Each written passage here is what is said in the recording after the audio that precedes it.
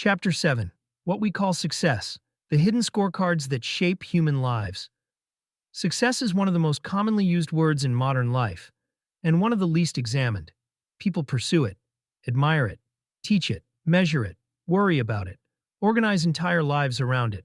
Yet when asked what success actually means, the answers often vary dramatically. For some, success means wealth. For others, recognition. For others, freedom. For others, contribution. For others, family. For others, influence. For others, peace of mind. The same word points toward many different destinations. This creates a curious problem. Human beings frequently devote enormous amounts of energy toward achieving success without first examining what success means to them. They inherit definitions, absorb assumptions, adopt scorecards, and then begin running. Only later do some discover they have been climbing a ladder leaning against the wrong wall. The question, then, is not simply whether we are successful. The deeper question is, by what standard are we measuring success? Because every human life is evaluated through some form of scorecard, whether consciously or unconsciously, visible or invisible, chosen or inherited. The scorecard is always there, and it quietly shapes the direction of a life. Most of us inherit our earliest scorecards long before we are aware they exist. Family systems reward certain behaviors, schools reward certain achievements, cultures celebrate certain forms of status, markets reward certain kinds of value, communities elevate certain identities.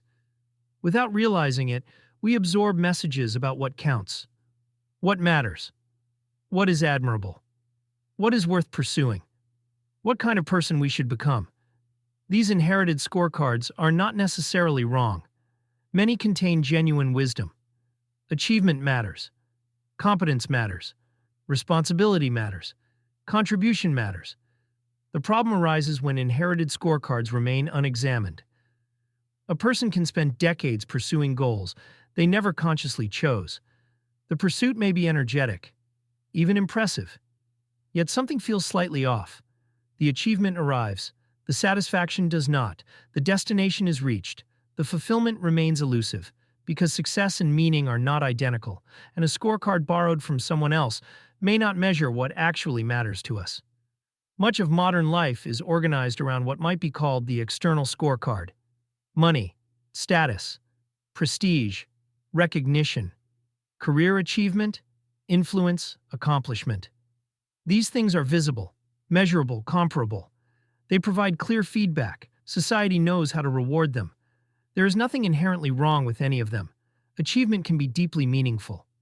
Financial success can provide freedom, security, opportunity, and the ability to contribute to others. Recognition can reflect genuine excellence. Accomplishment can be an expression of talent, discipline, and service. The problem is not that external success is bad.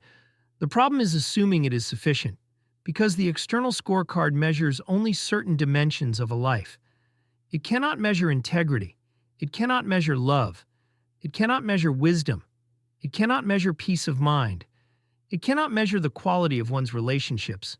It cannot measure whether a person has become someone they themselves respect.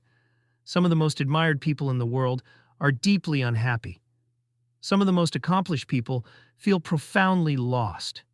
And some of the most successful lives, viewed from the outside, feel strangely empty from within. This observation points toward another scorecard, a quieter one, an internal scorecard. The internal scorecard asks different questions. Did I live in accordance with my values? Did I become the kind of person I hope to become? Did I treat people well? Did I use my gifts responsibly?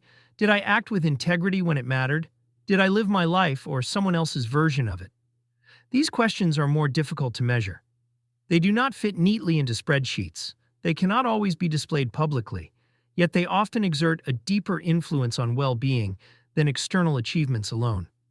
The investor Warren Buffett once observed that the most important thing is to earn the love and respect of the people whose love and respect you want to earn.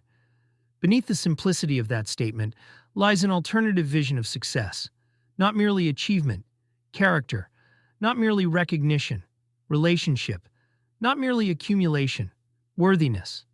The internal scorecard does not require abandoning ambition. Rather, it asks ambition to serve something larger. Because eventually, many people experience a shift. The goals that once seemed sufficient no longer satisfy in the same way. Achievement remains meaningful, but it no longer feels complete. The promotion arrives. The title arrives. The income arrives. The accomplishment arrives. And yet a new question emerges. What is all of this for? This transition has been described in many ways. Some experience it during midlife. Some encounter it earlier. Some never encounter it at all. But for many people, there comes a point when success begins to expand beyond acquisition. The focus gradually shifts from what can be gained to what can be given. From achievement to contribution. From advancement to stewardship. From self-construction to service. David Brooks describes this movement as a transition from the first mountain to the second. The first mountain concerns achievement, identity, and establishing oneself in the world. The second mountain concerns commitment, responsibility, service, and devotion to something larger than oneself. The distinction is not absolute. The mountains overlap. Many people move back and forth between them, yet the metaphor captures an important truth. What feels meaningful at one stage of life may not be what feels meaningful at another. The questions evolve, and so does the scorecard. This evolution often brings a deeper understanding of success itself. Success begins to look less like accumulation and more like alignment, less like comparison and more like coherence, less like winning and more like becoming. The person who achieves extraordinary things while neglecting every important relationship may discover that achievement alone cannot compensate for isolation. The person who accumulates wealth without defining enough may find that the pursuit never ends. The person who earns admiration from others while losing respect for themselves may discover that external validation has limits. At some point, many people begin asking a different question. Not how much did I achieve, but who did I become? This shift changes everything, because who we become ultimately influences every other dimension of success. Our relationships, our decisions, our contributions, our sense of meaning, our ability to live with ourselves. The older I get, the more I suspect that success may be less about reaching a destination and more about achieving a form of alignment. Alignment between values and actions, between aspirations and behavior, between what we say matters and how we actually spend our time. A life can contain imperfections, failures, disappointments, and limitations while still being deeply successful in this sense. And a life can contain extraordinary accomplishments while remaining profoundly misaligned. The difference lies in the scorecard. Eventually, every discussion of success encounters a horizon it cannot avoid. Mortality. There is something clarifying about imagining the end of a life. Not in a morbid sense, in a truthful one. When viewed from a sufficient distance, many concerns shrink, many ambitions lose urgency, many comparisons lose meaning. The horizon of mortality asks a simple question: what remains? At the end of life, few people wish they had spent more time impressing strangers. Few wish they had accumulated slightly more status. Few regret failing to optimize every possible outcome. The regrets that emerge most often concern relationships, authenticity, courage, love, presence, and the failure to live according to one's deeper values. The perspective of mortality does not invalidate achievement. It simply places achievement in context. It reminds us that success is ultimately a human question before it is an economic, social, or professional one. A successful life is not merely a life that accumulates. It is a life that becomes, a life that loves, a life that contributes, a life that participates consciously in the years it has been given. Human beings do not merely live their lives, they evaluate them. And the quality of that evaluation depends largely on the scorecard being used. Much unnecessary suffering emerges from pursuing inherited scorecards without examination. Much wisdom emerges from consciously choosing the standards by which a life will be judged.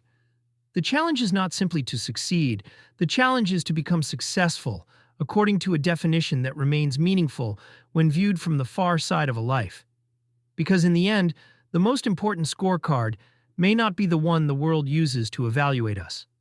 It may be the one we use when we are finally left alone with the question, was this life well lived?